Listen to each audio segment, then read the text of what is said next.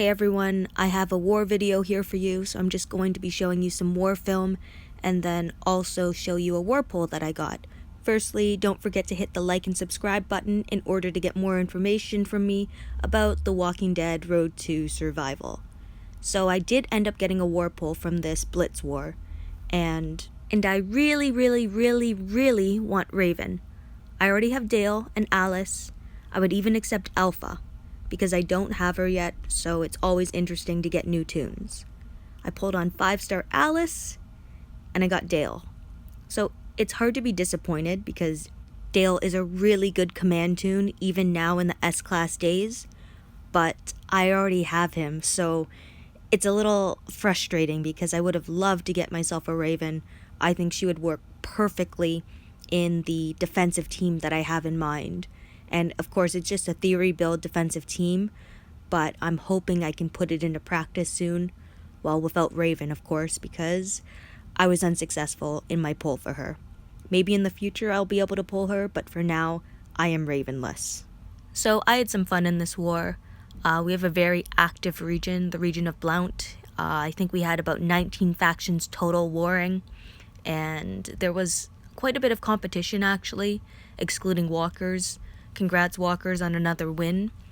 So we have walkers in the region. We have a faction called Howling Commandos, who is just outside the top 40 for WOC, I believe. We have some other factions like Fateful Allegiance, Legends, and a few other factions that are pretty competitive. And I love to see the competition within the region. It means the region's pretty healthy. And it also means it's easier to kind of practice and like get ready for cross-regional wars because you're attacking good teams and it's causing you to think and have to adapt to everything that's around you. Now, I do have to say the war rewards were pretty decent. I did like the Milestone rewards because you just had to score 25,000 points to get 200 red velvet cakes, which is pretty normal in a war. I think the 100,000 milestone was a bit high for the max milestone, only because in a 2.5-day, 3-day war, we have a max milestone of 150,000, and this one was 24 hours during the work week. So I think 75,000 should have been the max number. It would have been easier for players to attain. I ended up reaching the 100,000 milestone marker, but I made it in like the last hour and a half of war. Like I stopped at 93,000-ish. And then I was busy, with life, with school. And when I came back to the game, there was only about an hour and a half left of war. And thankfully, I was able to score 7,000 points in my last war. So then it topped me up. And I got that, I think it was a canteen, or was it a GPS? Well, I got one of those. So that's going to help me just because, of course, all these S-Class toons require a ridiculous amount of gear. And obviously, we are not getting many gear roadmaps or gear events at the moment. Like the last major one that we had, the Leaves one, you had to spend gear in order to get gear. And the mannequins that they have up right now, well, you have to spend to get the mannequin heads in order to get gear. Or you have a roadmap which doesn't have that much in it. It doesn't have that many, it doesn't have that much gear. It doesn't have that many armory tokens. It just seems to be missing a lot of the valuable items that we need in order to play. And I would have expected better construction of it just so that players wouldn't be bored, because most of us are just autoing the story and getting the basics of the event. Like, I can't even call it an event. It's just a really long roadmap, and we had no idea it was coming. I don't even think that there's any GPSs or tripods or anything, so it's like we're getting basic gear when what we really need is the gear to level up an S-Class toon, and it uses so much of the expensive gear. So for instance, if I want to level up my S-Class Priya from tier 3 to tier 4, I need 5 GPSs, 5 canteens, and then 30 weapon tripods, as well as 30 magazine bandoliers. That is an insane amount of gear for one tier up, and a single toon. Like right now, I am trying to save up so much blue gear because I'm hoping to get my Mercer up and ready before WOC in February. But gear will be the one thing that really limits me, I think. I should be able to get my last 1,100 Mercer cards by then, and then it'll just be about leveling him up so that he is at least on par with my other toons. So I'm also kind of curious to know what S-Class toons you guys have been going for. There are a number of different ones to choose from at the moment. Like, in my opinion, Princess would be a great choice to go for. I think she's really powerful. Her normalizability is pretty one of a kind, and she hits so hard. One of my faction mates has a Princess, and she is great on offense and great on defense, and she is probably on my list after I get a Rov and Mercer. Now, don't get me wrong, the other S-Class toons are also great in their own ways, and I like to finish what I start with certain S-Class toons. I try to deduce what character or characters will greatly improve my offensive or defensive team before going for them, because I kind of have to decipher who is unique and who will work for me down the long road. So it's not just about being able to use them right here and right now, but it's who will be effective for a long time. Because being a free-to-play player, like, I don't get the monthly pass or Survivors Club. I've spent a total of $5 on this game, and I know how hard it is to keep up with whatever the current meta is, because the meta has been changing so fast all the time as of late. And I know that I've talked about what I kind of do with my thought process for S-Class toons, for getting their S-Class items as a free-to-play player or as a light spender in a stream. But just to say it again in a video, I will kind of focus on getting at least the 6-star version of each S-Class. And it's not a huge investment in resources as some people think. Like, because if you place okay in some events, you will automatically get some of the S-Class items from rank rewards.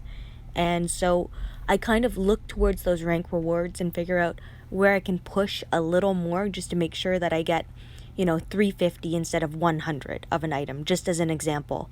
And because usually the first version of the S-Class toon, so as the 5-star ascendable, it's usually only 2,000 cards or whatever their items are.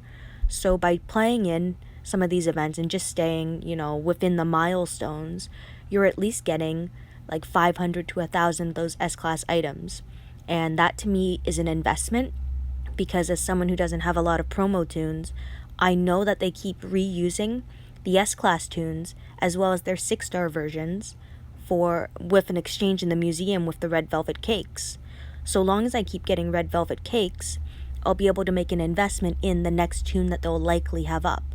And that just helps me with forward progression and getting more S-Class toons as I continue on. Like right now, I am actually saving a lot of my S-Class item choice boxes so that I know exactly how many of which box I need to open in order to get my next toon. So I have the 2,000 cards from the choice boxes that are saved from the SR event. I have another 500 and change, 130, 260, 520 from the last Blitz war. I have some of the 30 boxes, and then I have a bunch of torches that are saved so that I can get 130 S-Class items kind of all in a row once that roadmap ends up updating. So that's how I work towards getting new S-Class toons as a free-to-play player, and that's how I make sure that I don't overspend per se. So it's like, if I need only 80 more S-Class items in order to get the S-Class version of a toon, I'm not using one of the boxes that opens for 130 S-Class items. Instead, I'd use 3 of the 30 ones from the roadmap that's daily.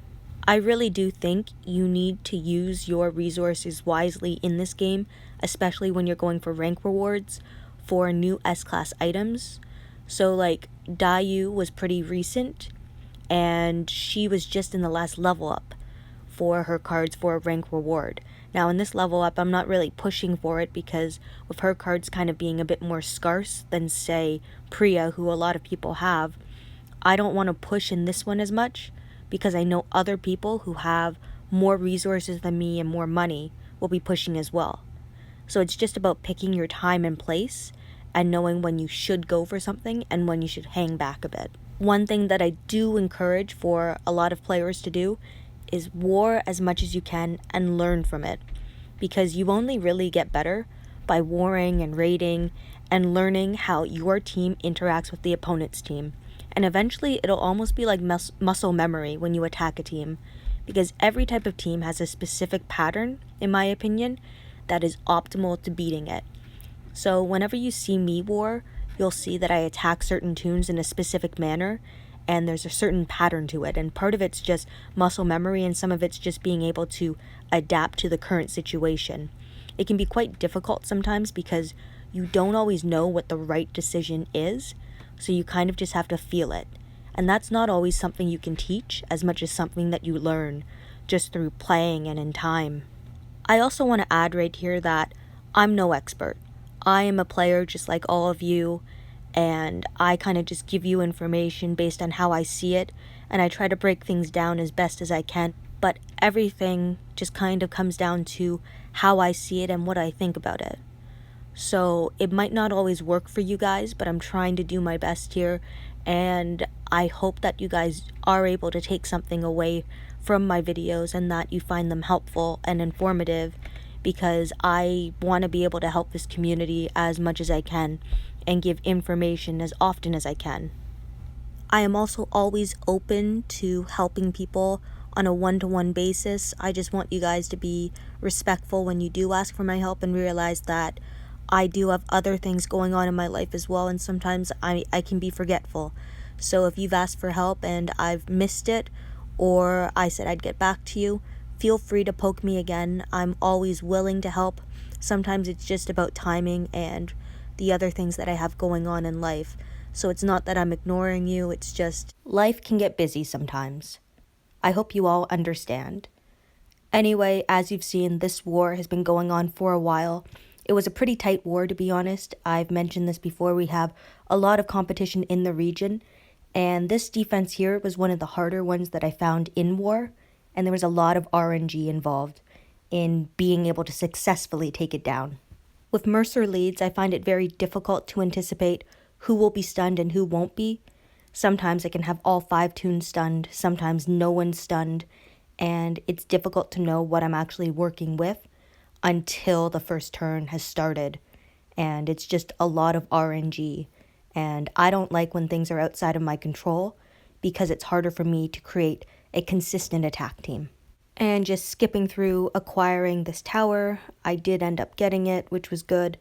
Having the towers in these matches was extremely important in my opinion, and especially when a match is close like this, having the towers means that it's more difficult for the opponent to also attack you. And in this war, we did end up winning at the very end, and I was pretty happy with the number of points I was able to put up. I took a screenshot, as you saw, and you know, it's not as much as some people, but for me, I'm pretty happy with that. Being a free-to-play player, it can be difficult sometimes to acquire points or have a team that is, well, good to use on offense. I remember before I had Diego, I was struggling a lot more because I didn't have a lot of leader toons that could provide most of my toons the type of support it needed in order to be effective against most defensive teams. I remember I used to run about 6 or 7 different attack teams, and now I run 3 to 4 maximum, but rely on this one the most.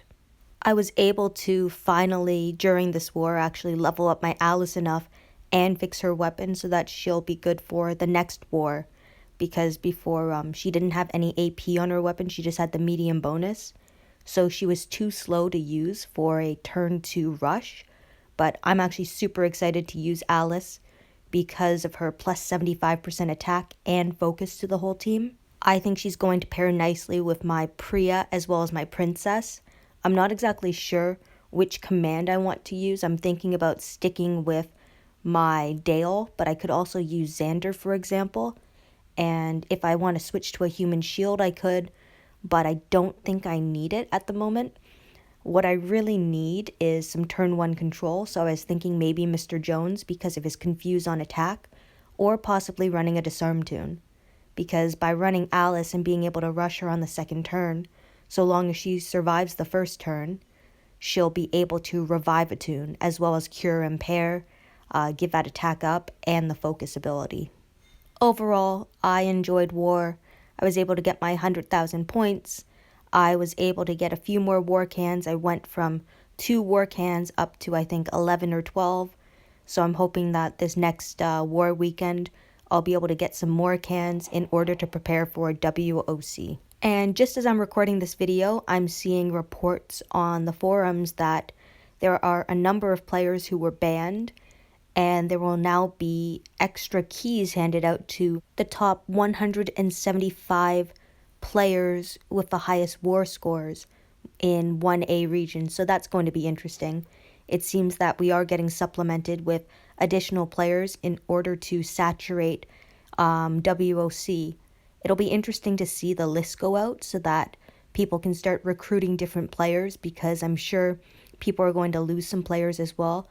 There is also listed on the forums chat about different players getting certain suspensions and leaders getting an email letting them know what players. I'm not sure if we're going to get names or not, but a number of players who will be ineligible for WOC because of a temporary suspension.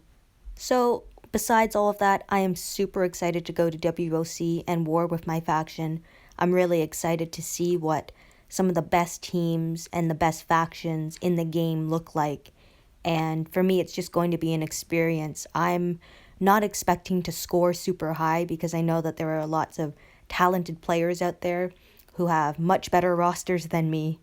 But I still want to create a nice showing and see kind of what I can work towards. I'm going to be hopefully streaming part of the weekend so that you guys can get a visual of what's going on in WOC while you guys have, hopefully, a cross-regional war. And I hope that you guys can tune in. Now, the last bit of exciting news that I have for you guys, and you might find it exciting, you might not, is I actually have a website now where all my YouTube videos will be going up onto, and I think I'm going to start to blog a bit on it as well, so just give information on the game based on how I see it. I know that not everyone is a visual learner, and it can be difficult to watch these videos and listen at the same time, so I might try to explain different things that happen in the game and different abilities also on this site. I'm going to include the link in the description, and my amazing girlfriend has offered to translate some of my stuff into Spanish, so for those people who don't speak English as a native language but instead prefer Spanish, that will be coming soon. I hope that'll help you guys with understanding a bit more about what I'm saying, because I know that when it's a language that's not native to you, it can be quite difficult to understand. And I think just adding Spanish subtitles might help you guys with knowing exactly what I'm talking about. It might make it easier to communicate. Anyway, thank you everyone for watching and listening to my video.